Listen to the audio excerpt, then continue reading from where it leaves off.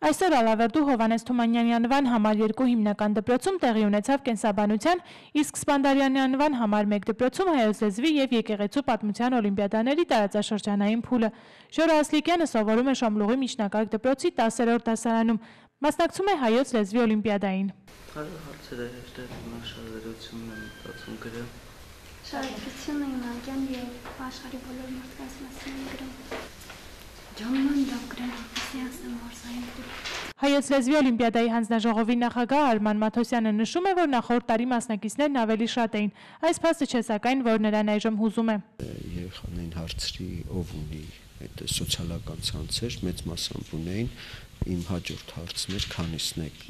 սոցիալական ցանցում շփվում հայերեն, ցավոք սրտի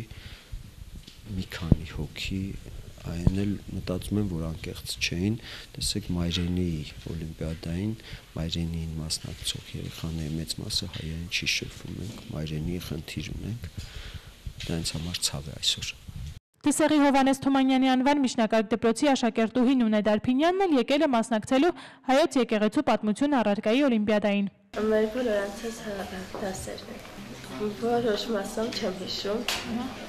բայց բարդ չեն։ Աշակերտներից շատերը առարկայական օլիմպիադային մասնակցում են մի քանի առարկաներից։ Այս տարի նորից մասնակցել եմ հայոց պատմության օլիմպիադային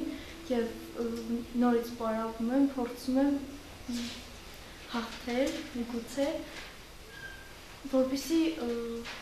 կարողանամ իմանալ հայոց պատմությունը։ Այսօր ընդհանուր հաշվով օլիմպիադային մասնակցեց 133 աշակերտ։ Վաղը օլիմպիադան կկայանա Թումանյանի անվան համար 2 հիմնական դպրոցում պատմություն և նախնական զինվորական պատրաստություն, համար 1 դպրոցում հայ գրականություն, իսկ համար 5 ավագ դպրոցում ռուսաց լեզու առարկաներից։ Լուսինե Փարսադանյան, Վահե Աղամյան, լուրեր։